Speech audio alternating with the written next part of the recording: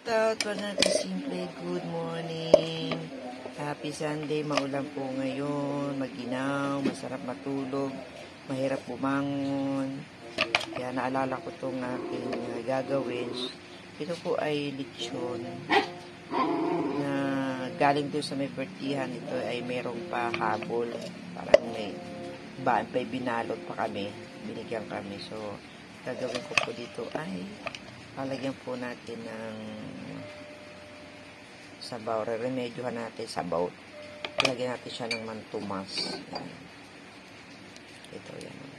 Lalagyan natin siya ng mantumas para mayroon po siyang, hindi natin siyang makain ng ng ganyan lang. Kundi, lagyan natin siya ng mantumas. Yan, diba? So, alam naman po natin ang timpla nito, katamtaman sabaw lang.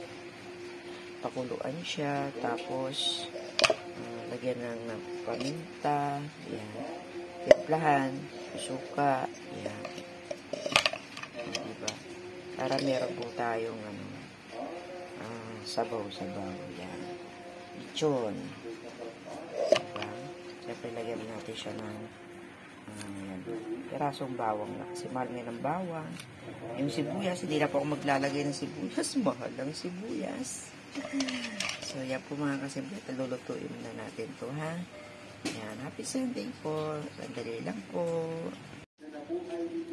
Ayan na po yun. So, yung lalagyan natin ng sabaw.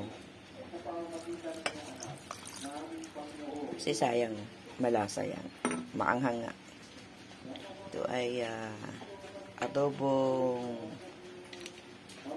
paksiw na medyo maanghang.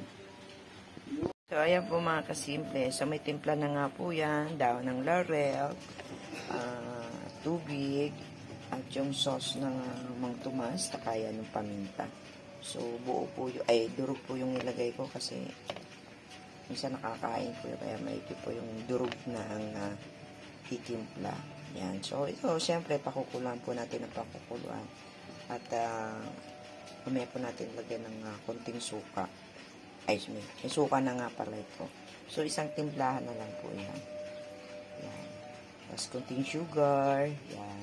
Para manamis-namis na maasim-asim. Yan. So, thank you po sa inyong panunood ng aking munting video. So, yan. Ito po ay